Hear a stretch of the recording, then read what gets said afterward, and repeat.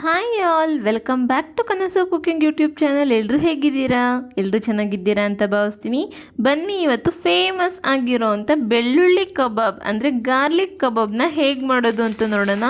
ತುಂಬ ರುಚಿಯಾಗಿರುತ್ತೆ, ಖಾರವಾಗಿರುತ್ತೆ. ಈ ಮಳೆಗಾಲಕ್ಕಂತೂ ಬೆಸ್ಟ್ ರೆಸಿಪಿ ಅಂತಲೇ ಹೇಳ್ಬೋದು. ಒಮ್ಮೆ ನೀವು ಟ್ರೈ ಮಾಡಿದ್ರೆ ಪದೇ ಪದೇ ಇದೇ ರೀತಿ ಬೇಕು ಅಂತೀರಾ. ಯಾವುದೇ ರೀತಿ ಆರ್ಟಿಫಿಷಿಯಲ್ ಪೌಡರ್ ಬೇಡ ಇದಕ್ಕೆ. ಬಹಳ ಸಿಂಪಲ್ಲಾಗಿ ತುಂಬ ರುಚಿಯಾಗಿ ನಾವು ಮನೇಲೇ ಬೆಳ್ಳುಳ್ಳಿ ಕಬಾಬ್ನ ಹೇಗೆ ಮಾಡೋದು ಅಂತ ನೋಡೋಣ ಬನ್ನಿ. ಮೊದಲಿಗೆ ನಾನಿಲ್ಲಿ 3 ಗೆಡ್ಡೆ ಆಗುವಷ್ಟು ಬೆಳ್ಳುಳ್ಳಿನ ಬಿಡಿಸಿ ಸೇರಿಸ್ಕೊತಾ ಇದ್ದೀನಿ. ನಂತರ ಒಂದು 10 ಹಸಿಮೆಣ್ಸಿನ್ಕಾಯಿನ, ಖಾರವಾಗಿರೋವಂಥ ಹಸಿಮೆಣ್ಸಿನ್ಕಾಯಿನ ತೊಗೊಂಡಿದ್ದೀನಿ. 2 ಇಂಚ್ ಆಗುವಷ್ಟು ಶುಂಠಿನ ತೊಗೊಂಡಿದ್ದೀನಿ. 1 ಟೇಬಲ್ ಸ್ಪೂನ್ ಆಗುವಷ್ಟು ಮೆಣಸನ್ನ ತೊಗೊಂಡಿದ್ದೀನಿ. ಒಂದು 3 ಇಂಚ್ ಆಗುವಷ್ಟು ಚಕ್ಕೆ, ಒಂದು 10 ಲವಂಗನ ತೊಗೊಂಡಿದ್ದೀನಿ. 1 ಇಡಿ ಆಗುವಷ್ಟು ಕರಿಬೇವನ್ನ ತೊಗೊಂಡಿದ್ದೀನಿ. ಹಸಿ ಕರಿಬೇವಿನ ಸೊಪ್ಪನ್ನ ತೊಗೊಳ್ಳಿ. ನಂತರ 2 ಟೇಬಲ್ ಸ್ಪೂನ್ ಆಗುವಷ್ಟು ನೀರನ್ನ ಸೇರಿಸಿ ಇದನ್ನ ತರ್ತರಿಯಾಗಿ ನಾವು ರುಬ್ಕೋಬೇಕಾಗತ್ತೆ.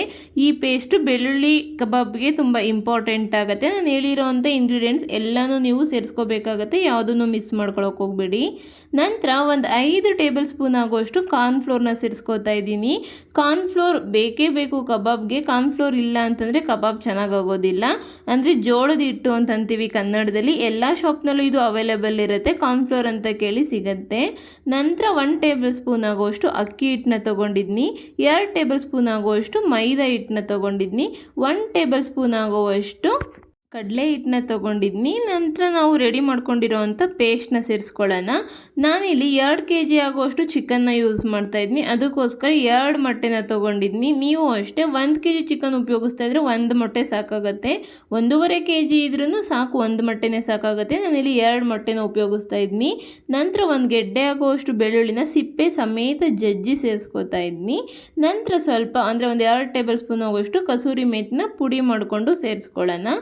ಒಂದು ಅರ್ಧ ಟೀ ಸ್ಪೂನಷ್ಟು ಅರಿಶಿನ ಸೇರಿಸ್ಕೊತಾ ಇದ್ದೀನಿ. ರುಚಿಗೆ ತಕ್ಕಷ್ಟು ಉಪ್ಪನ್ನ ಸೇರಿಸ್ಕೊಳ್ಳೋಣ. ಒಂದು ಪೂರ್ತಿ ಆಗೋಷ್ಟು ನಿಂಬೆಹಣ್ಣಿನ ರಸನ ನಾವು ಇದಕ್ಕೆ ಸೇರಿಸ್ಕೋಬೇಕಾಗತ್ತೆ. ನಿಂಬೆಹಣ್ಣಿನ ರಸ ಇಲ್ಲ ಅಂತಂದರೆ ಒಂದು 3 ಟೇಬಲ್ ಸ್ಪೂನ್ ಆಗುವಷ್ಟು ಮೊಸರನ್ನ ಸೇರಿಸ್ಕೊಳ್ಳಿ. ನಿಂಬೆಹಣ್ಣು ಅಥವಾ ಮೊಸರು ಯಾವುದಾದ್ರೂ ಒಂದನ್ನು ಸೇರಿಸ್ಕೊಳ್ಳಿ. ತುಂಬ ಜ್ಯೂಸಿಯಾಗಿ, ತುಂಬ ಸಾಫ್ಟಾಗಿ ಕಬಾಬ್ ತುಂಬ ಚೆನ್ನಾಗಿ ಬರುತ್ತೆ. ನೋಡಿ, ಇದನ್ನೆಲ್ಲ ಚೆನ್ನಾಗಿ ಕೈಯಲ್ಲೇ ಮಿಕ್ಸ್ ಮಾಡ್ಕೋಬೇಕಾಗತ್ತೆ. ನಾನು ಹೇಳಿರೋವಂಥ ಪದಾರ್ಥ ಯಾವುದೂ ಮಿಸ್ ಮಾಡೋಕ್ಕೆ ಹೋಗಬೇಡಿ. ಬೆಳ್ಳುಳ್ಳಿನ ಈ ರೀತಿ ಮೇಲ್ಗಡೆ ಜಜ್ಜಿ ಸೇರಿಸೋದ್ರಿಂದ ತಿನ್ನುವ ಕಬಾಬ್ ಮೇಲ್ಗಡೆ ಹಾಗೆ ಬೆಳ್ಳುಳ್ಳಿ ಸಿಪ್ಪೆ ಸಮೇತ ಚೆನ್ನಾಗಿ ಫ್ರೈ ಆಗಿ ಸಿಗುತ್ತೆ. ತುಂಬ ರುಚಿಯಾಗಿರುತ್ತೆ, ಮಿಸ್ ಮಾಡೋಕ್ಕೆ ಹೋಗಬೇಡಿ. ಬೇಕು ಅಂತಂದರೆ 1 ಟೇಬಲ್ ಸ್ಪೂನ್ ಆಗೋಷ್ಟು ಬಿಳಿ ಎಳ್ಳನ್ನ ಸೇರಿಸ್ಕೋಬೋದು ಇದಕ್ಕೆ.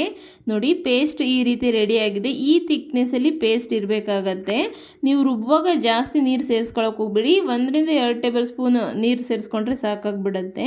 ನಂತರ 2 kg ಆಗೋಷ್ಟು ಚಿಕನ್ನ ಚೆನ್ನಾಗಿ ತೊಳೆದ್ಬಿಟ್ಟು ನೀರನ್ನ ಹಿಂಡಿ ಸೇರಿಸ್ಕೋತಾ ಇದ್ದೀನಿ.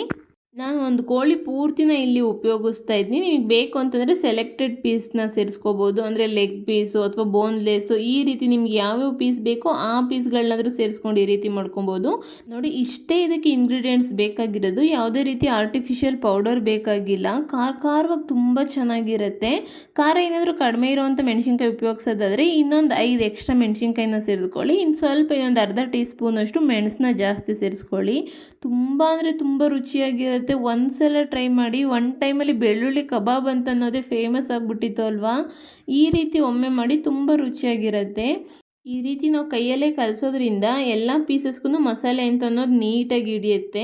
ನೋಡಿ, ಒಂದು 3/4 ಭಾಗ ಇದೆಲ್ಲ ನೀಟಾಗಿ ಕಲಸಿದಾಗಿದೆ. ಇವಾಗ ಮತ್ತೆ 2 ಟೇಬಲ್ ಸ್ಪೂನ್ ಆಗೋಷ್ಟು ಕಾರ್ನ್ಫ್ಲೋರ್ನ ಸೇರಿಸ್ಕೋತಾ ಇದ್ದೀನಿ. ನಾವು ಯಾವುದೇ ರೀತಿ ಆರ್ಟಿಫಿಷಿಯಲ್ ಪೌಡರ್ಗಳನ್ನ ಉಪಯೋಗಿಸ್ದಲೇ ಇರೋ ಕಾರಣ ಕಾರ್ನ್ಫ್ಲೋರ್ನ ಸ್ವಲ್ಪ ಜಾಸ್ತಿನೇ ಹಾಕಬೇಕಾಗುತ್ತೆ. ಕೋಟಿಂಗ್ ಎಲ್ಲ ತುಂಬ ಚೆನ್ನಾಗಿ ಬರುತ್ತೆ.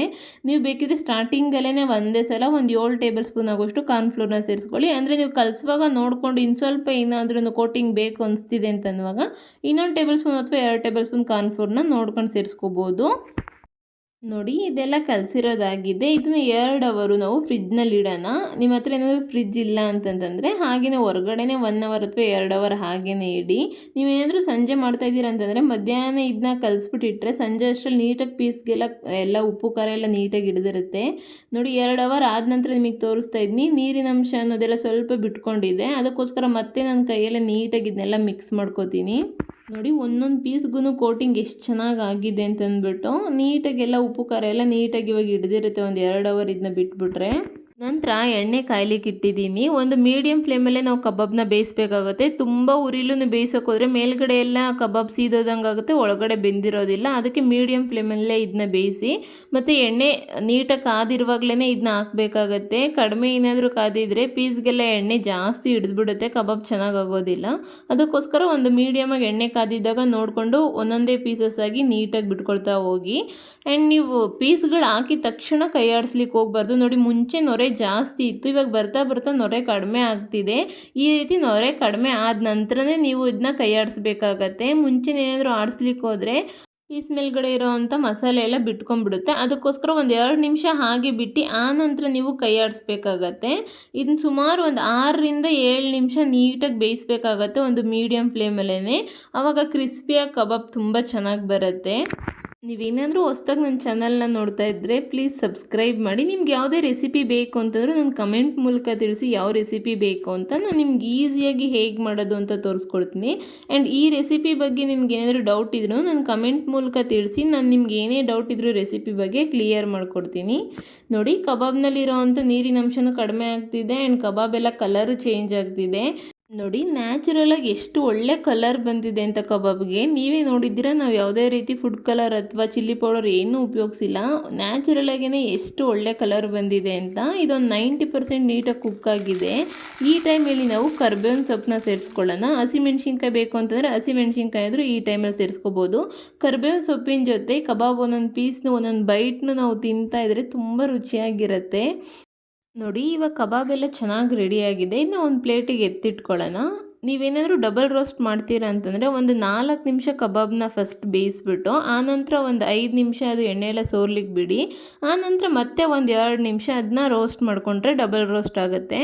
ಹಾಗಾದರೂ ಮಾಡ್ಬೋದು, ಅಥವಾ ಒಂದೇ ಸಲ ನೀವು 6ರಿಂದ 7 ನಿಮಿಷ ರೋಸ್ಟ್ ಮಾಡ್ಕೋತೀವಿ ಅಂತಂದರೆ ಆವಾಗ್ಲೂ ಕಬಾಬ್ ತುಂಬ ಚೆನ್ನಾಗಾಗತ್ತೆ. ಉಳಿದಿರೋವಂಥ ಕಬಾಬ್ ಪೀಸ್ ಎಲ್ಲದನ್ನು ನಾನು ಇದೇ ರೀತಿ ಮಾಡ್ಕೋತೀನಿ. ಈ ಕಬಾಬ್ನ ಗ್ರೀನ್ ಚಟ್ನಿ ಜೊತೆ ತಿನ್ನೋದಕ್ಕೆ ತುಂಬ ಚೆನ್ನಾಗಿರುತ್ತೆ. ನಿಮ್ಗೆ ಏನಾದರೂ ಗ್ರೀನ್ ಚಟ್ನಿ ರೆಸಿಪಿ ಬೇಕು ಅಂತಂದರೆ ನನ್ನ ಕಮೆಂಟ್ ಮೂಲಕ ತಿಳಿಸಿ. ನಾನು ನಿಮಗೆ ಹೇಗೆ ಮಾಡೋದು ಅಂತ ತೋರಿಸ್ಕೊಡ್ತೀನಿ. ನೋಡಿದ್ರಲ್ವ ಎಷ್ಟು ಸಿಂಪಲ್ಲಾಗಿ ನಾವು ಹೋಟೆಲ್ ರೀತಿ ಬೆಳ್ಳುಳ್ಳಿ ಕಬಾಬ್ನ ಮಾಡ್ಬೋದು ಅಂತ. ಹಾಗಾದರೆ ಈ ರೆಸಿಪಿ ನಿಮ್ಗೆ ಇಷ್ಟ ಆಗಿದ್ರೆ ಪ್ಲೀಸ್ ಲೈಕ್ ಮಾಡಿ, ಶೇರ್ ಮಾಡಿ. ಮತ್ತಷ್ಟು ಈಸಿ ರೆಸಿಪಿಗಾಗಿ ಕನಸು ಕುಕಿಂಗ್ ಯೂಟ್ಯೂಬ್ ಚಾನಲ್ಗೆ ಸಬ್ಸ್ಕ್ರೈಬ್ ಮಾಡಿ. Thank you for watching. Thank you all.